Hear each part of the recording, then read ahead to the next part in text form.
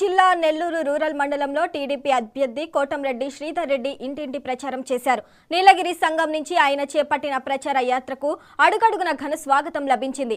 YCP ప్రభుత్వ వైఫల్యాలను ఎండగడుతూ ఆయన ప్రచారం సాగింది.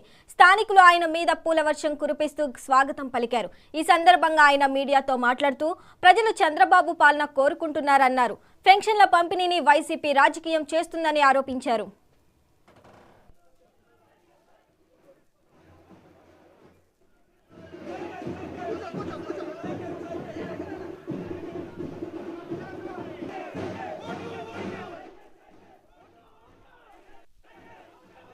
వైఎస్ఆర్ కాంగ్రెస్ పార్టీ ప్రభుత్వం మాకొద్దు.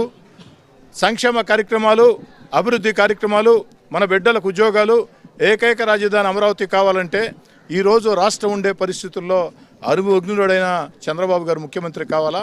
ఇది ప్రజల్లో వ్యక్తమవుతున్నటువంటి భావన, ఆకాంక్ష.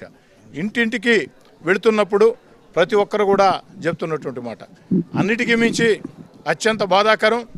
నిన్నటి రోజున వృద్ధులకి, వితంతువులకి పెన్షన్లు పంపిణీ చేసే విషయంలో వైఎస్ఆర్ కాంగ్రెస్ పార్టీ ప్రభుత్వం చేసిన దుర్మార్గపు రాజకీయ వికృత క్రీడ.